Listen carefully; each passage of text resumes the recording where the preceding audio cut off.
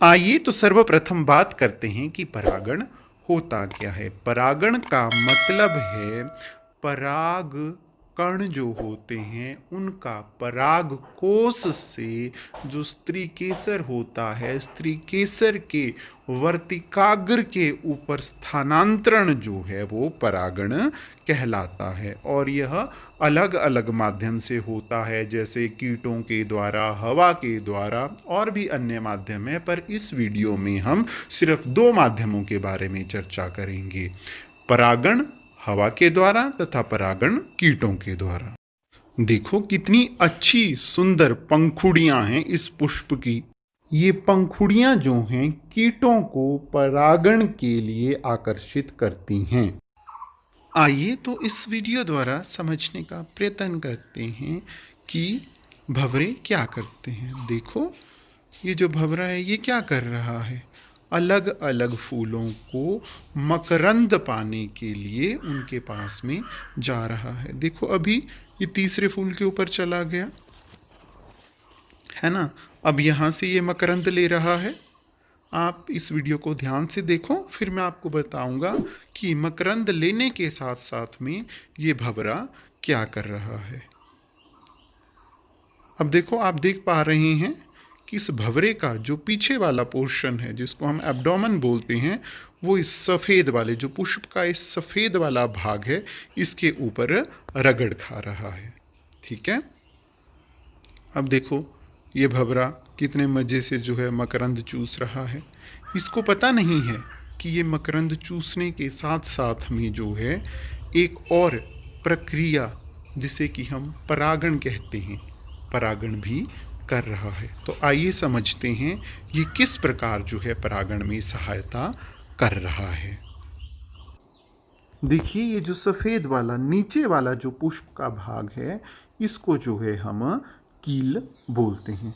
अब जो है हम कील को निकाल के देखते हैं कि कील के अंदर पुष्प में क्या है। देखो अगर हम कील को जो है थोड़ा सा काटते हैं तो उसके अंदर जो है पुष्प के जनन भाग हैं। यहाँ पे हम पुंकेसर और जो स्त्री केसर है दोनों को अच्छे से देख पा रहे हैं। तो जो कील है उसके अंदर जो है हमारे पुंकेसर तथा स्त्री केसर होते हैं। जब पुष्प जो है मैच्योर हो जाता है तो जो हमारे पराग कोश है आप देख पा रहे हैं, और जो वर्तिकाग्र है वो क्या करता है, कील से बाहर निकल आता है।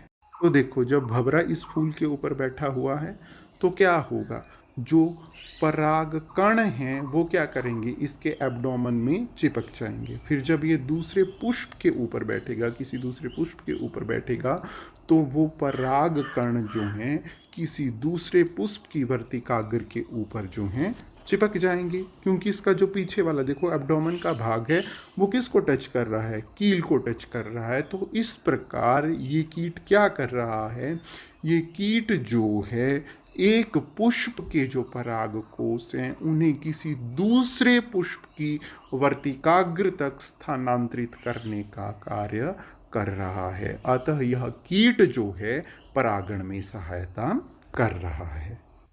देखो ये एक दूसरा कीट है, ये क्या कर रहा है, कील वाले भाग को खा रहा है, शायद से ये पराग कणों को खाता है। तो ये क्या कर रहा है, बीच बीच में देखो अपनी आगे वाली टांगों को झटकता है, जिससे जो पराग कण हैं वो उसकी पीछे वाली टांगों के ऊपर आप देख पा रहे हैं यहाँ पे जो है वो जमा हो जाते हैं। जब ये किसी दूसरे पुष्प को विजिट करेगा, किसी दूसरे पुष्प के ऊपर बैठेगा, तो ये जो पराग कण हैं ये क्या करेंगे, ये पराग कण जो हैं किसी दूसरे पुष्प की वर्तिकाग्र के ऊपर जो हैं इस कीट द्वारा पहुंचा दिए जाएंगे। तो अलग अलग कीट जो हैं वो अलग अलग तरीकों से जो हैं परागण में सहायता करते हैं। अब देखो तोरी जो है उसके फूल पर जो है एक कीट बैठा हुआ है। अब जो तोरी होती है उसमें तो नर और मादा पुष्प जो हैं वो अलग अलग होते हैं। तो ये कीट जो है देखो एक नर पुष्प के ऊपर बैठा हुआ है तथा मकरंद चूस रहा है। इसके सारी जो बॉडी है उसके ऊपर क्या है, बाल हैं।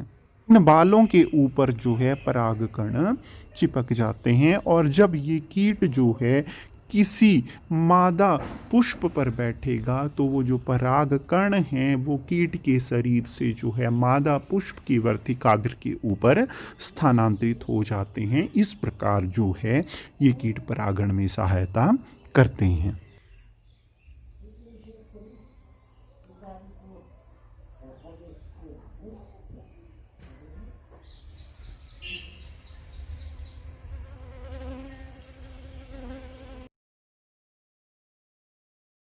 आइए तो अब बात करते हैं कि हवा के द्वारा परागण कैसे होता है। इसके लिए हम उदाहरण लेंगे मक्की के पौधे का, मेज प्लांट का, छल्ली का।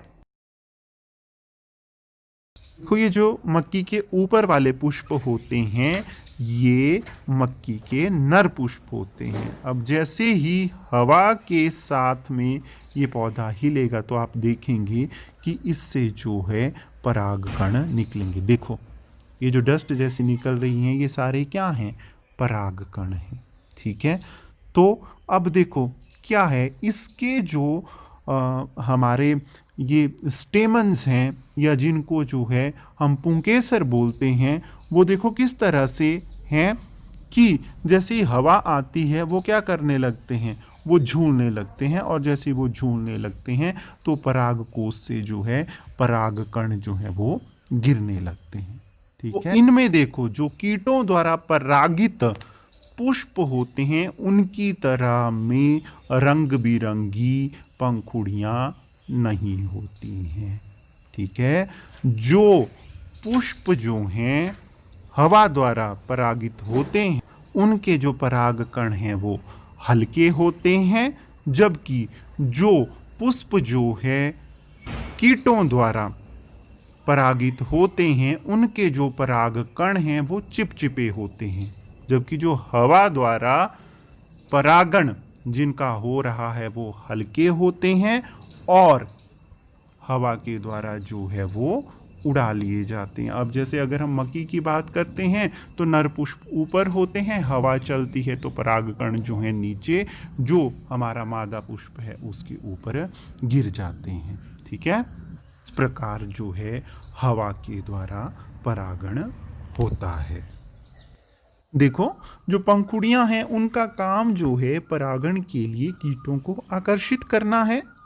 ठीक है, तो वो क्या करती हैं, कीटों को परागण के लिए अपनी ओर आकर्षित होती हैं। अलग अलग रंगों की होती हैं, पर जब परागण हो जाता है उसके बाद पंखुड़ियों का कोई काम रह जाता है? नहीं, उसके बाद पंखुड़ियों का कोई भी काम नहीं रहता है। इसीलिए पंखुड़ियां जो हैं सूखना आरंभ हो जाती हैं और वो सूख जाती हैं। तो इससे हमें यह प्रेरणा लेती है कि जैसी ही किसी खूबसूरत चीज़ का जो काम है वो ख़त्म हो जाता है तो उसका महत्व भी ख़त्म हो जाता है। उसके लिए शोक मनाना या दुखी होना जो है व्यर्थ है।